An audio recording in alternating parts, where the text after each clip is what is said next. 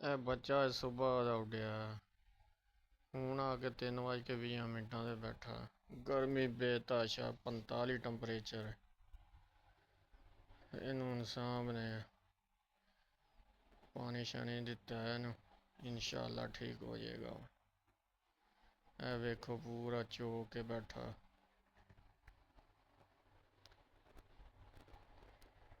चल भी बब्बर शेरा इंशाल्लाह ठीक हो जाएगा, ज़बरदस्त हो जाएगा।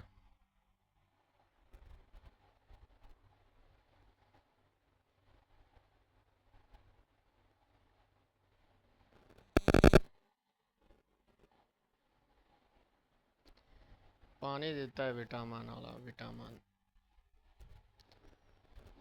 वाला पानी देता है, इंशाल्लाह जल्दी ठीक हो जाएगा। संभल जाएगा, संभल जाएगा।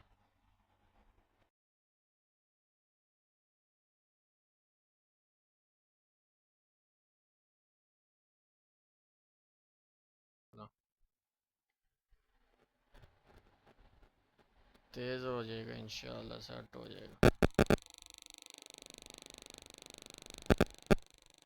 वेख्या तेज हो गया, तेज हो गया, बिल्कुल सेट हो जाएगा।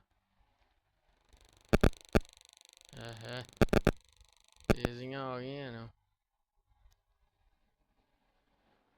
इंशाल्लाह और 10 मिनट में सेट हो जाना। क्या बात है, माशाल्लाह।